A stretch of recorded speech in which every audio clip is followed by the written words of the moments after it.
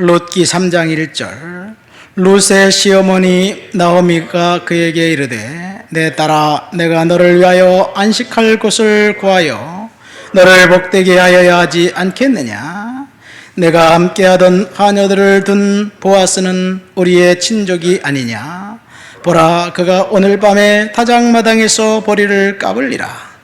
그런즉 너는 목욕하고 기름을 바르고 의복을 입고 타작마당에 내려가서 그 사람이 먹고 마시기를 다하기까지는 그에게 보이지 말고, 그가 누울 때 너는 그가 눕는 곳을 알았다가 들어가서 그의 발치 아래 이불을 들고 거기 누우라.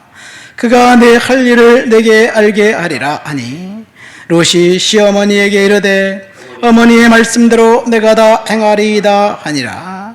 그가 타작마당으로 내려가서 시어머니의 명령대로 다 하니라. 보아스가 먹고 마시고 마음이 즐거워 가서 곡식단 더미의 끝에 눕는지라. 롯이 가만히 가서 그의 발치 이불을 들고 거기 누웠더라. 밤중에 그가 놀라 몸을 돌이켜 본즉 한 여인이 자기 발치에 누워 있는지라. 이르되 내가 누구냐 하니 대답하되 나는 당신의 여종 롯이오니 당신의 옷자락을 펴 당신의 여종을 덮으소서. 이는 당신이 기업 물을 자가 됨이니이다 하니. 아멘. 룻기의 소설로 보면 점층 부분, 달달한 사랑 이야기의 시작되는 출발점을 읽었습니다. 이 이야기는 어떤 각도에서 보면 외설 같기도 하고, 어떤 각도로 보면 생존을 하기 위한 절절한 몸부림처럼 보이기도 합니다.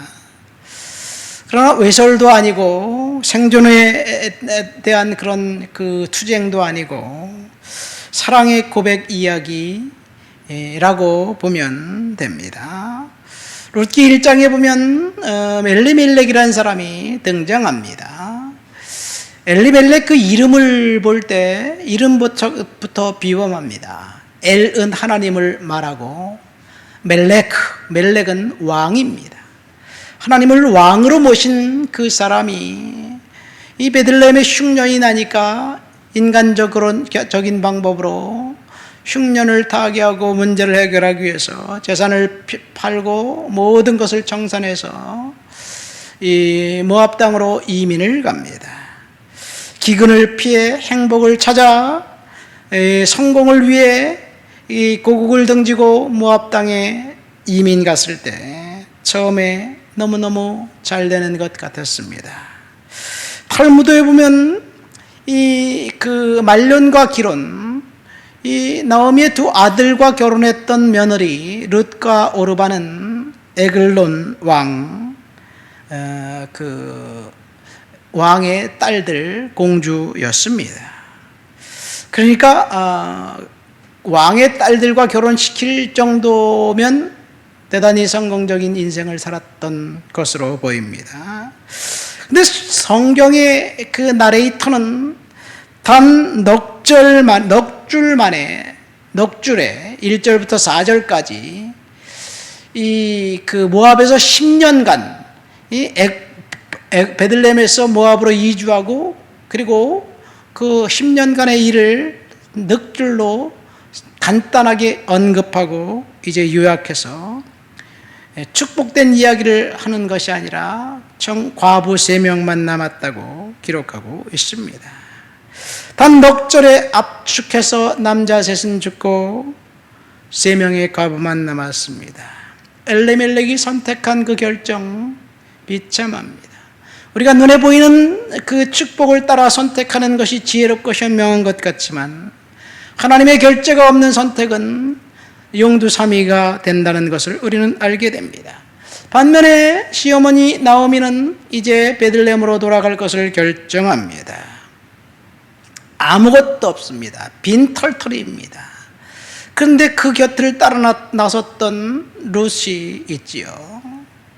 룻의 결정은 어쩌면 어리석은 결정, 어리석은 선택일 수도 있습니다. 시어머니를 따라 베들레헴에 가면 첫 번째, 자신의 신부는 이방인이에요. 과부예요. 사회적 약자로 그 즉시 추락하는 것은 불을 보듯이 뻔한데, 이런 롯의 선택을 하나님은 존중하셨다는 것을 우리는 볼 수 있습니다. 오늘 본문 3장 1절 말씀에 보면 롯이 이렇게, 시어머니 나오미가 이렇게 이야기합니다. 내 딸아, 내가 너를 위하여 안식할 곳을 구하여 너를 복되게 하여야 하지 않겠느냐. 어머니의 마음입니다. 이 어머니는 자기를 따라 이제 그 베들레헴에 온 과부 며느리 롯을 어떻게 하면 그 인생을, 새로운 인생을 만들어줄 수 있을까 고민하는 고민의 흔적이 역력합니다. 팔레스타인 사회에서, 유다 사회에서 과부들은 버림받은 사람이었습니다. 과부는 남편의 재산을 이 유산으로 상속받지 못합니다. 남편이 죽으면 그 재산은 장남에게 이제 유산이 됩니다. 장남이 어머니를 모시고 살면 괜찮지요. 아들이 없어요? 그러면 남편의 형제 중에 한 명과 결혼해서 반드시 아들을 낳아야 하고, 그 아들로 자기 남편의 재산을 상속받게 해서 살아갑니다. 근데 형제도 없어요. 그 다음에 그 형제는 있지만 형수와 결혼하기를 거부한다면 어찌할 도리 없이 그는 그 즉시 빈털터리 과부 신세가 되어서 친정집으로 돌아가든지 아니면 검은 옷을 입고 과부의 면박을 하고 구걸하며 살아야 합니다.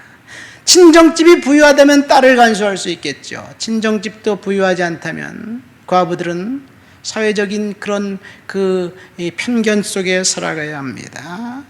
권리를 박탈한 사람들에게 손을 내밀어 주고 그들을 도우라는 명령이 구약 성경에 구구절절히 있습니다.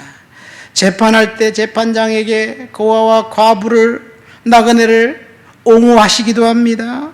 그리고 유대인들이 바친 11조 중에 분명하게 과부의 목, 나그네의 목, 이 고아의 몫을 띄워놓고 그들을 구제하는 구제 용도로 사용하기도 합니다. 그리고 일상생활 속에서는 오늘 우리가 읽은 본문처럼 추수할 때 밭 모퉁이까지 다 추수하지 말라고 명령하면서 사회적 약자들이 그것을 통해서 살아갈 수 있는 방법을 이제 하나님은 제도적으로 허락하셨습니다. 그러니까 사회적 약자들, 과부와 고아와 나그네들을 돌보는 것은 1차적인 책임은 가족이고 2차적인 책임은 공동체였습니다. 그런데 그 공동체가 오늘 우리가 읽은 룻기에 보면 그래도 공동체가 그 사회적 약자들에게 대해서 책임을 지지요. 그러나 훗날 예수님 시대의 율법학자들은 예수님이 뭐라고 율법학자들, 바리새인들을 책망했습니까? 과부들의 가산을 등쳐먹는다. 율법을 자기들이 마음대로 해석해서 과부들의 재산과 가산을 다 그 수탈하고 빼앗아간 거예요. 그래서 과부들은 불쌍한 처지에 있을 수밖에 없습니다. 이것이 지금 본문의 배경입니다. 그래서 롯은 보리 추수하는 추수꾼 추수단 사이에서 양식을 구해 와야만 했고, 그리고 시어머니 롯은 어떻게 하면 이 며느리 롯을 정식으로 결혼을 시킬까 고민하고 또 고민합니다. 우리식으로 생각하면 그렇게 생각하면 보쌈을 시켜서라도 이 며느리를 그 좋은 집으로 시집 보내야 되겠다는 그런 어머니의 뜨거운 사랑, 시어머니의 사랑 이야기가 오늘 본문의 또 다른 한 측면이기도 합니다. 보리 추수가 막 끝나고 풍성한 수확이 한껏 들떠서 술에 취한 채 잠들어 있는 그런 그 보아스의 이불을 들치고, 그리고 그 발끝에 거기서 누워 있으라 어머니가 룻에게 말을 합니다. 그런데 어머니가 룻에게 말하는데 너는 목욕을 하고 기름을 바르고 의복을 단장해서 그것으로 들어가라는 이야기예요. 우리식으로 하면 꽃단장하라는 이야기예요. 첫날 밤을 이제 꾹날짜를 잡은 그 여성의 모든 의식을 행하는 것처럼 행하고 들어가서 유혹하라는 이야기입니다. 이런 측면을 볼 때 정말로 외설스럽고 그리고 음탕하기까지 합니다. 그리고 룻은 그것을 그대로 순종합니다. 아까 이야기했던 것처럼 유대 사회의 풍습, 형사, 치수혼, 우리나라 전통에도 있었어요. 부여와 영고, 그때 그 시대, 고구려 이전 시대, 낭랑. 이 낭랑, 자명고라는 드라마에 보면 그 왕홀리라는 그 어린 동생이 모양해라는 그 형수, 어머니 이뻘되는 형수와 결혼하잖아요. 이 낭랑의 대장군이 죽었기 때문에 그런 일이 있어요. 어쨌든 이것이 우리 풍습과도 일맥상통합니다. 나오미는 룻을 이제 그 보아스에게 소개시켜 주려고 그 침상으로 들어가서 그가 너의 기업을 물을 자이기 때문에, 유일한 사람이기 때문에 그가 일할 것이다, 그렇게 이야기합니다. 여기서 우리는 두 가지를 알게 됩니다. 첫 번째, 하나님께서 룻을 우연히 보아스의 밭으로 보냈는데, 오늘 우리가 읽은 본문은 우연이 아니라 적극적으로 룻이 보아스의 침상으로 찾아 들어갑니다. 여러분, 우연히 만났던 보아스, 그 보아스를 보고 적극적으로 침상에 들어갔던 룻, 그 관계는 보이지 않는 하나님이 역사하고 계시다는 이야기예요. 여러분, 우연한 일은 기도하는 사람들에게 일어나지 않습니다. 기도하지 않을 때는 우연이지만 기도하는 사람에게는 우연은 필연이라는 사실을 믿으시기를 예수님 이름으로 축원드립니다. 우리가 상황이 다 끝나고 난 다음에 보면, 내가 과거에 그렇게 고난당했던 일은 하나님이 이러이러한 섭리가 있었기 때문이 아닌가 알게 됩니다. 불행이 우리들에게 연속적으로 다가온다 할지라도 그것은 하나님의 특별한 섭리가 그곳에 있기 때문에 우리는 감사할 수밖에 없습니다. 에픽테투스와 아토라는 순교자가 있습니다. 그들은 박해자들에 의해서 그들의 몸이 쇠갈기로 찢기고 활활 타오르는 횃불에 찢어져 고통당할 때 그들의 입에서는 하나님, 당신의 뜻을 이루어 주시옵소서 기도했습니다. 고문 끝에 죽어갈 때 영원하신 하나님, 당신이 영원히 찬미를 받으소서라는 고백을 하는 것을 볼 때 우리는 지금 우리가 닥친 그런 어려움과 역경도 하나님이 허락하신 것이라는 사실을 믿으시기를 예수님의 이름으로 축원드립니다. 두 번째 본문을 통해서 알 수 있는 것은 룻이 이 보아스의 침상에 들어간 것은 적극적인 구애의 청혼을 의미합니다. 여기 보면 9절에 룻이 보아스에게 뭐라고 고백합니까? 당신의 옷자락을 펴 당신의 여종을 덮어주소서. 이는 당신이 기업 물을 자가 됨이니이다. 룻이 보아스에게 청혼을 하는 거예요. 남자가 여자에게 청혼한 것이 아니라 룻이 보아스에게 청혼합니다. 룻이 보아스에게 사랑의 고백을 하는 거예요. 그것은 하나님이 룻에게 나오미를 통해서 명확하게 말씀하셨기 때문에 그렇습니다. 그가 우리의 기업을 물을 자다. 그가 응답이다. 그러니까 너는 적극적으로 가서 구해해라. 여러분, 우리가 하나님의 뜻이라고 어떤 경로를 통해서 안